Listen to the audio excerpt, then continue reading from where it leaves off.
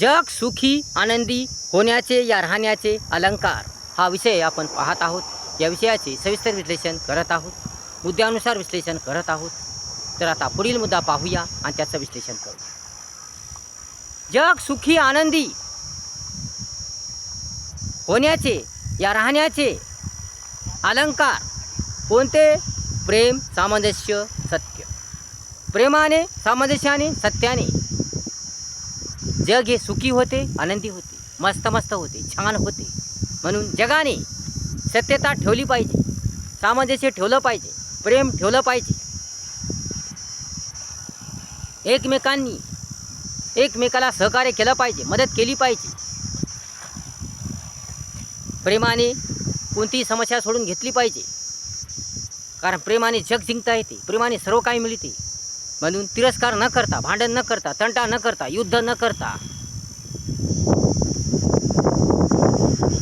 देशाने एकमेकाला मदत केली पाहिजे। कोणत्याही देशाने एकमेकाला मदत केली पाहिजे, सहकार्य केलं पाहिजे, एकमेकांच्या भावनांचा कदर केला पाहिजे, एकमेकांच्या देशाचा मान ठेवला पाहिजे, आदर केला पाहिजे, एकमेकांच्या देशातील नागरिकांचा सन्मान केला पाहिजे, एकमेकाच्या अडचणी, समस्या, तक्रारी समजून घेतल्या पाहिजे, त्या प्रेमाने सोडविल्या पाहिजे।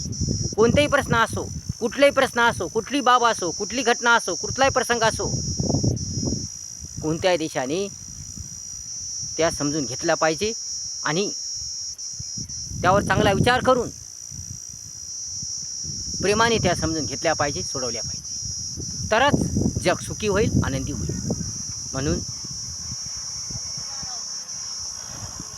जगाने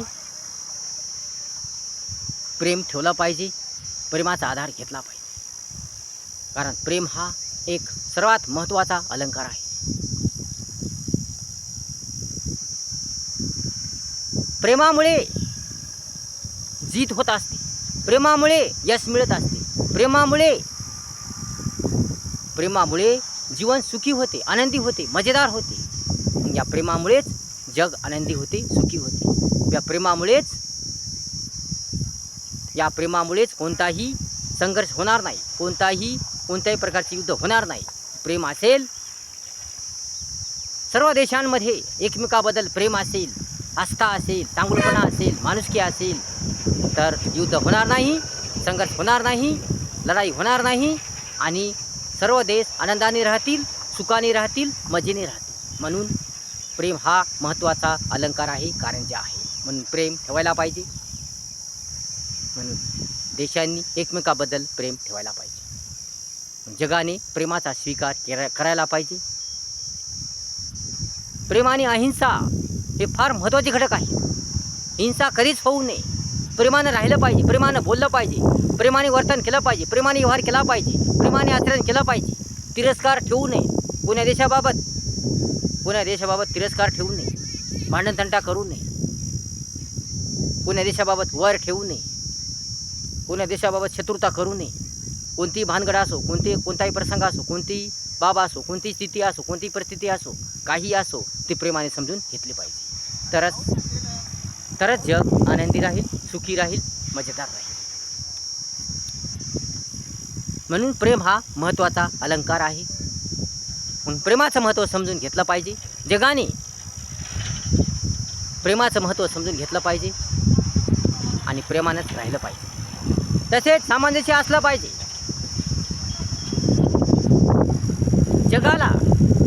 जगामध्ये सामंजस्य असलं पाहिजे। म्हणजे प्रत्येक देशाने एकमेकाबद्दल सामंजस्य ठेवलं पाहिजे, प्रत्येक देशाला एकमेकाबद्दल जिव्हाळा असला पाहिजे, आपुलकी असली पाहिजे, ममता असली पाहिजे, दया ठेवली पाहिजे, माया ठेवली पाहिजे। म्हणून देशाने एकमेकाबद्दल वैर न ठेवता, चतुरता न ठेवता माया दया ठेवली पाहिजे, आपुलकी ठेवली पाहिजे, जिव्हाळा ठेवला पाहिजे, सत्यता ठेवली पाहिजे, चांगुलपणा ठेवला पाहिजे, प्रेम ठेवलं पाहिजे। तरच देश टिकून राहील, जगाचं संरक्षण होईल आणि जग आनंदी होईल, सुखी होईल। जगावर जर संकट आलं, कोणत्याही प्रकारचं संकट असो, जगावर जर संकट आलं या कोणत्या बाबतीत संकट असो, नैसर्गिक संकट असो, इतर कोणतेही संकट असो, तर ते सर्व देशांनी मिळून सोडवलं पाहिजे. प्रेमाने सामंजस्याने सोडवलं पाहिजे. ते संकट दूर केलं पाहिजे. म्हणून एकमेकाला मदत केली पाहिजे. प्रत्येक देशाने एकमेकाला मदत केली पाहिजे. एकमेकाला सहकार्य केलं पाहिजे. एकमेकाबद्दल वैर ठेवू नये, चतुरता ठेवू नये. एकमेकाच्या प्रदेशाबद्दल, एकमेकाच्या प्रगतीबद्दल, विकासाबद्दल, संपन्नतेबद्दल जळू नये. कोण्या देशाकडे वाईट नजरेने बघू नये. दुसऱ्या देशाची प्रगती तर आपली प्रगती असं समजावं. दुसऱ्याचं भलं तर आपलं भलं असं समजावं. दुसऱ्याचं कल्याण तर आपलं कल्याण असं समजावं. दुसरा चांगला सुखी आनंदी तर आपण चांगले सुखी आनंदी असं ठेवावं. म्हणून उदारमतवादी धोरण जगाने ठेवायला पाहिजे. चांगलं धोरण, नीती जगाने ठेवायला पाहिजे. नीतिमूल्याचा आदर जगाने करायला पाहिजे. म्हणून दुसऱ्याच्या प्रदेशाकडे, दुसऱ्याच्या संपत्तीकडे, दुसऱ्याच्या संपन्नतेकडे, दुसऱ्याच्या विकासाकडे वाईट नजर ठेवू नये. या दुसऱ्याच्या प्रगतीवर, विकासावर जळू नये. म्हणून प्रत्येक देशाने चांगुलपणा ठेवला पाहिजे, प्रेम ठेवलं पाहिजे, सामंजस्य ठेवलं पाहिजे.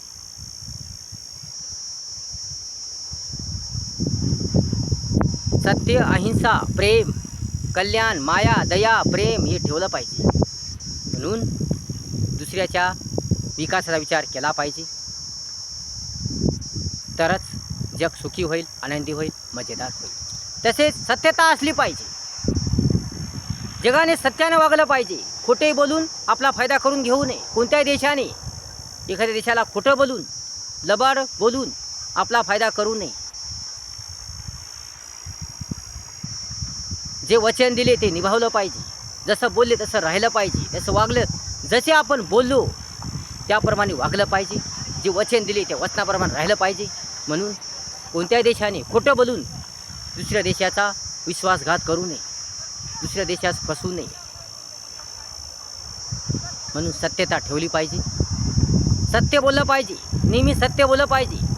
सत्य बोलल्यामुळेच आपापल्या देशाची प्रगती होईल, विकास होईल, देश संपन्न होईल, चांगला होईल, सुंदर होईल. म्हणून सत्यता ठेवली पाहिजे.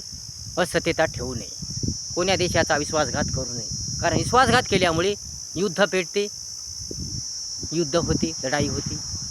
कारण एखाद्या देशाने एका देशाचा विश्वासघात केला, त्याला खोटे बोलून त्याचा फायदा घेतला, आपला स्वार्थ साधला, तर यामुळे